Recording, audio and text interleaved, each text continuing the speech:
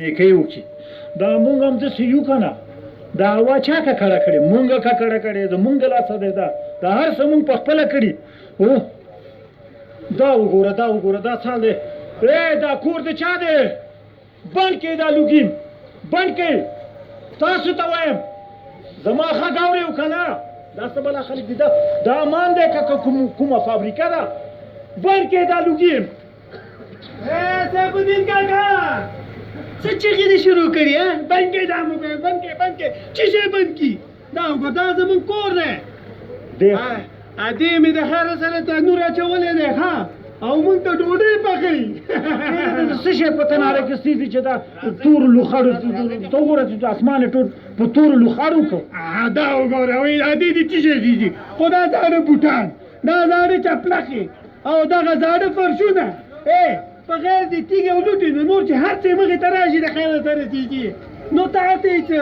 ولې ما ته څه ولې زه چې کاره وروره نو دا کار مه کوئ که نه ته د مور ولې پرېږدې چې دا شیان په تناره کې سیزي دغه ربړونه او دغه پلاستیکي شیان سیزي دا خو تاسو ته ډېر ضرر لري ناروغه کوي ګاونډیان هم په تکلیف کېږي هوا ککړه کېږي په خدای چې دغه ډوډۍ چې تاسو په دې تناره کې پخوئ که دا هم د خوراکي وروره دا وګوره د شوقه خو یې نه سیزو دا راغلی ما ته نصیحت کوي که به یې داسې که نه بیا د څلور پنځه خروارو لرګو پیسې راکړه بیا به یې نه سیزو او که ډېر قار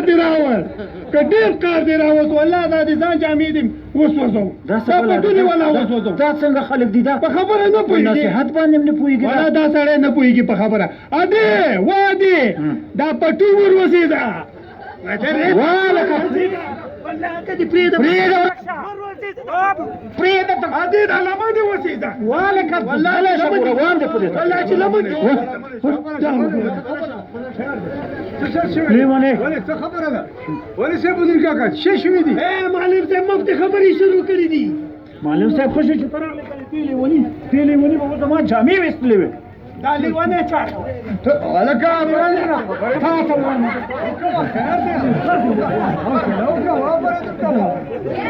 والله دا د مخ جغرافیه دې بدله کړم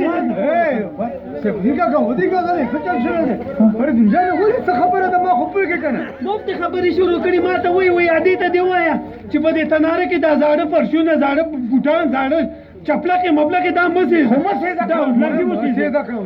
لرګي وسېځه لرګي والله چې ګوره لمن دې سېځم تره دا دواړه لمن دې سېځم څه ښه لږ حوصله وکړه دا معلم صاحب ما ته وایي ښه وایي چې ادې ته دې ووایه چې دغه بوټان او دا چپلک دې مپلکې مه سېځه لوګی کوي چې لوګی کوي زموږ په کوڅې مه راځه کوم خوا لاړ شم په کومه لار راشم داسې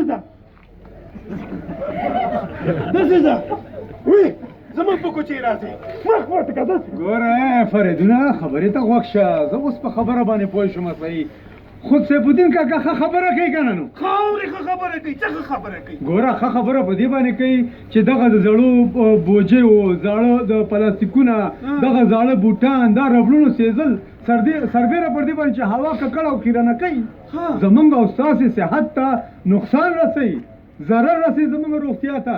همدارنګه ګوره کم ناروغه کېږي اول ضرر دا تا ته رسېږي خیر دی لکه خواري وکړه لږ ډکي مکي خشاک لرګي پیدا کړه دغه وسېځه ما ورته هم داسې ویلې لرګي وسېځې اوس دا زما ستونی چې خارښ کوي یاره شپه دا اوس د همدې لوګو له امله دي دا د همدې ککړې هوا د لوګو له امله دي که نه تور والا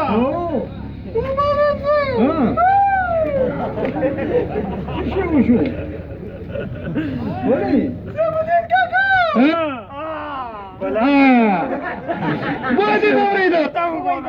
بلا ولې ناروغه شوې مرۍ دې خرابه ده دا ځان غم وکړه اوس دغه زما مور چې هره شپه ټوخېږي ټوخې دا اوس د همدې لوګو له امله دي دا د همدغه لوګو د دې ککړې هوا له امله دي اوس به څنګه کېږي نو خیر دی فریدون جانه هېڅ مه ورخطا کېږه ولې خفه کېږي اوس هم سر یې وخت یې وایي چې ماهي چې هر وخت له اوبو راوباسي وایي تازه یي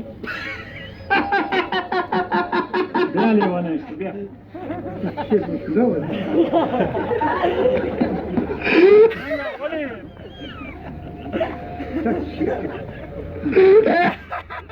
دا وګوره